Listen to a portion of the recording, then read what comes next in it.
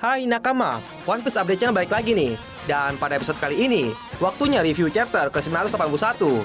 Chapter kali ini berjudul Engagement. Nah, dalam bahasa Indonesianya bisa diartikan juga pertempuran. Sangat cocok sekali dengan chapter kali ini yang sudah mulai menunjukkan pertempuran yang terjadi di beberapa wilayah. Kenapa seperti itu? Oke, baiklah, tanpa berlama-lama lagi, langsung saja kita bahas. Cover chapter ke-981 ini tidak memunculkan cover berbentuk cerita, tapi terlihat ada majalah jam mingguan. Dan juga terdapat sebuah art di mana Luffy, Sanji, Nami, Chopper, Brook, dan juga Usopp sedang party musik. Lalu Sanji lah yang menjadi DJ dalam acara party itu. Apakah ini menandakan kalau Sanji yang akan memberikan pelajaran kepada Apu? Nanti kita akan bahas secara lebih lanjut. Sekarang kita masuk ke ceritanya. Seperti yang Apin bilang di review manga chapter ke-980 yang lalu, kalau Apu masih bisa selamat setelah menerima serangan dari Kid yang membuatnya menjadi Apu penyet. Di awal manga chapter 991, terlihat Apu telah mengalami luka-luka. Namun jika disimpulkan, sepertinya luka ini tidak terlalu parah, walaupun sudah penyet. Dengan tangan raksasa yang terbuat dari gabungan senjata atau alat-alat berbahan logam. Sementara itu, para Chungo Kaido yang lain cuma bisa terkejut saja melihat kemunculan Kid, pasalnya mereka tahu Kid sedang disiksa di area penjara Udon. Begitu juga Queen sebagai kepala sipir penjara Udon. Terlihat dia sangat terkejut. Bahkan Oda Sensei menggambarkan matanya Queen terbelalak keluar saking terkejutnya. Setelah Kid berhasil membuat Apo terluka, dan karena Kid sudah menganggap Apo sudah tidak berdaya, ia langsung ngebacotin si Apo yang merupakan biang keladi di masalah yang dialami Kid, mulai dari yang terparah bagi Kid. Karena kejadian ini, Killer sobatnya Kid jadi orang yang sangat berbeda. Dari perbincangan singkat yang penuh amarah itu, dapat disimpulkan dan dikonfirmasi kalau memang Apo telah bergabung dengan Kaido terlebih dahulu. Lalu dengan sengaja dia membentuk aliansi. Kalau opini admin sih, memang sebenarnya si Kaido ini sudah benar-benar memantau pergerakan para supernova atau generasi terburuk semenjak kejadian di Sabaody dan juga di Marineford. Kenapa ia repot-repot melakukan itu? Simpelnya, Kaido bertujuan untuk memiliki kru bajak laut yang beranggotakan anak-anak terkuat di dalamnya dengan melumpuhkan dan menghancurkan tekad para supernova. Kemudian membuat mereka bergabung, dan bajak laut binatang buas akan semakin kuat saja. Kemungkinan besar itu yang dilakukan Kaido kepada para The Flying Six dulu kala saat sebelum mereka bergabung bersama bajak laut binatang buas. Karena Apin yakin, hampir semua Flying Six dulunya merupakan kapten kelompok bajak lautnya masing-masing. Setidaknya untuk saat ini yang sudah dipastikan mantan kapten ada X-Drake, dan yang hampir pasti mantan kapten bajak laut ada Sasaki dan Wushu. Lalu sisanya Black Maria, Ulti, dan Petchuan masih belum bisa dipastikan kalau mereka mantan kapten. Mungkin kebiasaan Kaido ini ada kaitannya dengan fakta yang terungkap pada manga chapter ke-957, yang dimana Kaido diketahui sebagai salah satu bagian dari bajak laut Rocks. Kaitan di sini adalah Kaido yang sekarang sedang meniru apa yang dilakukan oleh kaptennya dulu, yaitu mengumpulkan orang-orang kuat ke dalam kru bajak lautnya. Kita tahu sendiri, dari chapter 957 itu, bajak laut Rock dihuni oleh orang-orang yang sangat amat kuat. Mulai dari Shirohige, Big Mom, Kaido, Shiki, Kapten John, Wangshi, dan kemungkinan ada lagi orang-orang kuat yang belum kita ketahui. Bisa jadi juga, struktur bajak laut binatang buas saat ini merupakan kopian dari struktur bajak laut Rocks dulu, yang dimana Shirohige, Big Mom, dan Kaido merupakan All-Star-nya. Dan Shiki, Silver Age, Kapten John, dan Wangshi setara dengan Flying Six. Ada sedikit kemiripan kan? Nah, untuk lebih melancarkan rencana ini, Kaido ingin membuat para supernova yang digadang-gadang bakal menguncangkan dunia untuk menjadi bagian dari bajak laut binatang buas. Pergerakannya pun dimulai dengan Apo dan X-Drake yang sepertinya suka rela untuk menjadi bagian dari bajak laut binatang buas. Kemudian Kid dan Hawkins, sedangkan Luffy dan Law, mereka lah yang menantang Kaido, bukan Kaido yang mengincar mereka.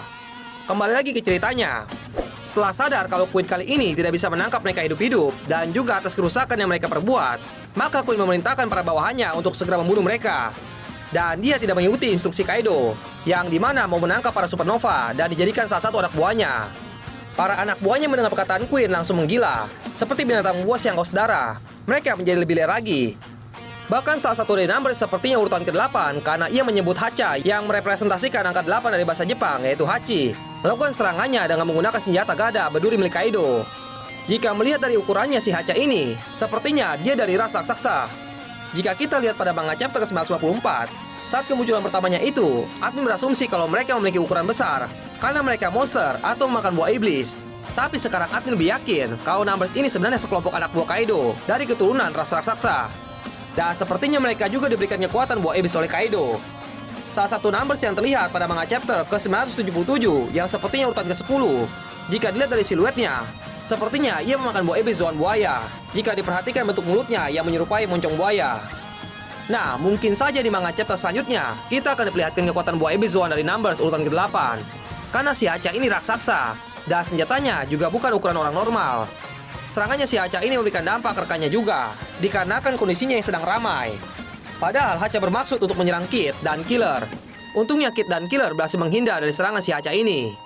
Selain itu sepertinya Hacha ini dalam keadaan mabuk, jadi tidak bisa mengontrol dirinya. Oleh sebab itu, serangan yang barusan dilancarkan ke Kid dan Killer bisa dibilang serangan membabi buta. Jadi keadaannya semakin ricuh saja setelah Hacha ikut bertarung.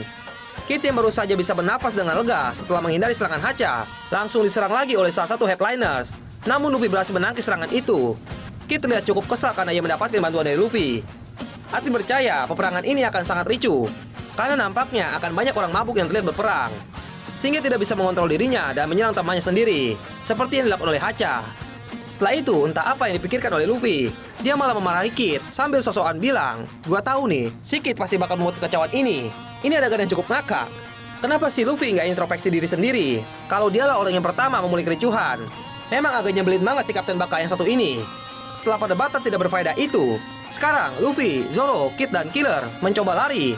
Namun Apo yang nampaknya sudah cukup pulih melancarkan serangan lagi. Akan tetapi, Killer memberikan tips untuk menutup telinga agar bisa menghindari serangan Apo. Dan tidak lupa juga, Killer memberitahukan cara kerja serangan buah iblisnya Apo. Disinilah yang menarik, karena terungkapnya ini, admin jadi bisa berasumsi siapa sih yang akan mengalahkan Apo. Kekuatan buah iblisnya Apo dihantarkan oleh gelombang suara, dan Apo nantinya akan membentuk nada-nada sehingga dapat melancarkan berbagai jenis serangan, seperti ledakan dan tebasan pedang. Jika hanya diketahui cara kerja kekuatannya, akan terdengar sangat overpower. Akan tetapi jika kita sadar juga, kalau serangan yang diantarkan oleh gelombang suara itu ternyata memiliki kelemahan yang cukup fatal. Kata Killer, serangan Apo tidak bisa dihindari jika kita masih mendengar suara yang dihasilkan oleh Apo.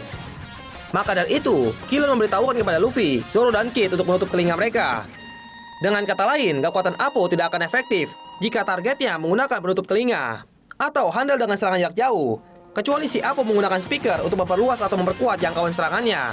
Tapi tetap saja, jika musuhnya tidak bisa mendengar atau menggunakan penutup telinga yang kuat, maka tidak akan terkena serangannya. Maka dari itu, berdasarkan beberapa fakta di atas, seperti yang cocok mengalahkan Apo adalah salah seorang dari aliansi yang memiliki serangan jarak jauh yang top markotop.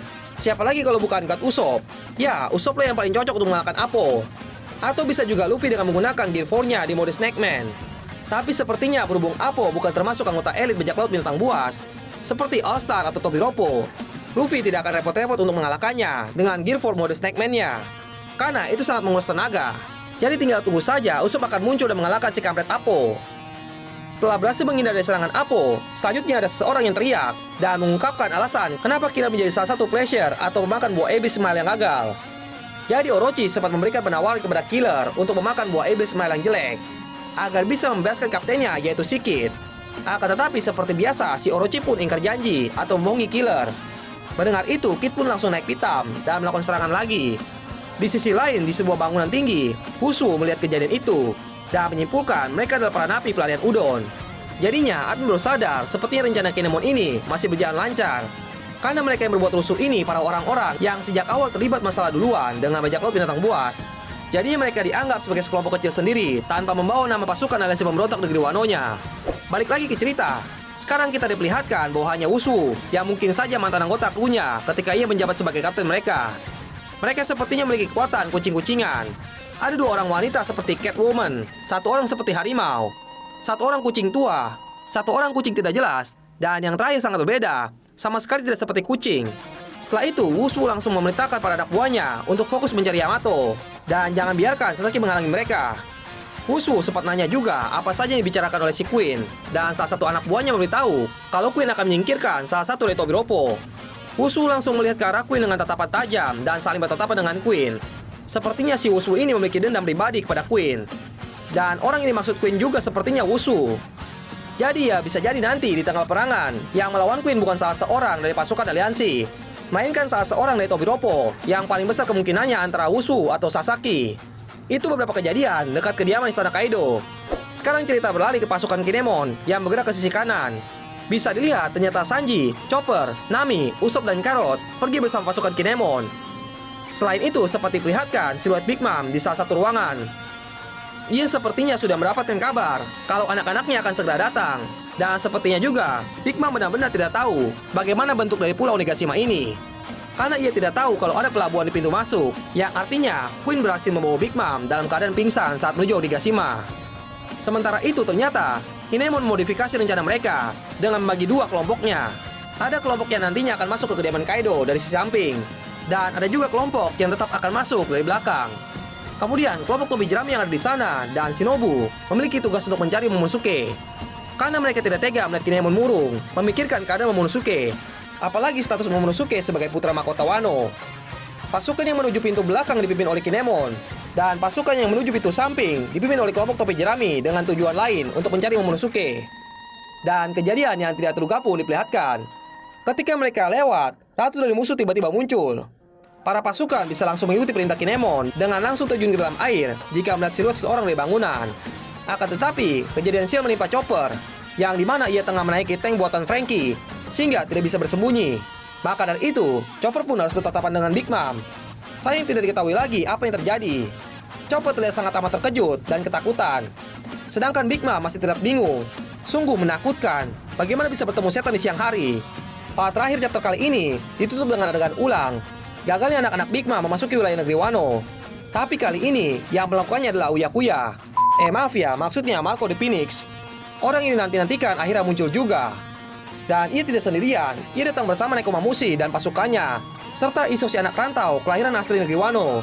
Sepertinya juga mereka datang dengan beberapa mantan komandan bajak laut Shirohige yang lain juga. Para anak-anak Big Mom terlihat sangat terkejut melihat Marco the Phoenix bisa ada di negeri Wano. Dan si Marco juga sempat bilang, ketika kalian berhasil naik ke sini, maka zaman akan berubah.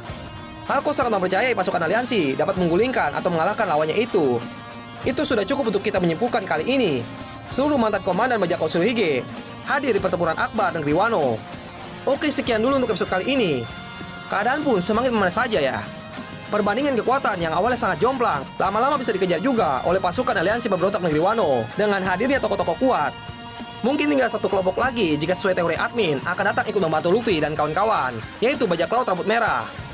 Terima kasih banyak kepada Eiichiro Oda sang kreator One Piece. Terima kasih juga kepada PT Suisa yang sudah mempublikasikan manganya. Dan tak lupa juga kita berterima kasih kepada Toei Animation yang sudah membuat animasi dari One Piece. Mari kita dukung mereka semua. Salah satu caranya adalah dengan mendownload aplikasi membaca manga resmi dari PT Suisa. Silakan download Manga Plus di HP kalian agar kalian bisa lebih update tentang manga One Piece. Bagi kalian yang tidak mau repot mencarinya, linknya ada di deskripsi di bawah ini. Dan jangan lupa subscribe, like, dan share video yang ada di One Piece Update Channel agar kita bisa terus semangat upload videonya untuk kalian semua. Sekian dan arigatou nakama.